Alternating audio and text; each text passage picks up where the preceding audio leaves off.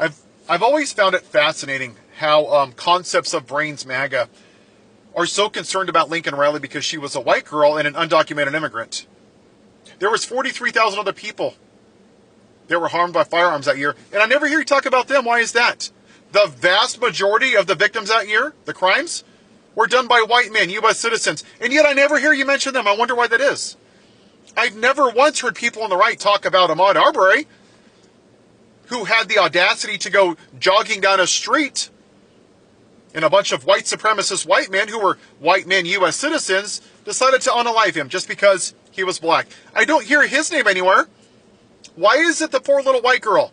Why do I never hear you talk about George Floyd, another black man who was unalived by a white cop, a U.S. citizen? All the white men on January 6th that attacked police officers, U.S. citizens. Never hear you talk about them because it was never about law and order. It's about white supremacy. And that's all you care about. You just don't want the non-white people here. You are the remnants of the lost cause. And this country did a grave disservice by not dealing with the losers from the Confederacy. And now we have people like you to contend with. And I put that on them back in the day. There should have been consequences.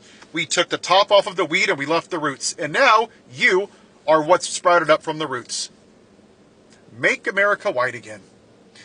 And people like you were too triggered by a black man sitting in the White House instead of picking their cotton, and you lost your mind. So you went back to the plantation owner, the most morally bankrupt piece of shit that's ever sat in the White House. And for people like you, you only want the outside of the White House to look like the inside. And a black woman, well, damn, that was just way too far for you to go. Somebody that actually had a plan, who spoke complete sentences, who had no felony convictions, who wanted to give people universal health care and child tax credits, help people with their college loans, help businesses start up. That was just a bridge too far. You wanted to hear the dumbass talk about Hannibal Lecter and electric sharks and windmills. Because that's what you people are, right? It's like the pile of dog crap. And you're like the flies in your truck that's just stupid. There's going to be a day when more people that look like me are going to say these things, and your little white victim card is going to go away. And it's going to be null and void. And I hope that in my lifetime, that happens. There will also be a day where you're going to stand before the Lord and be judged for what you are.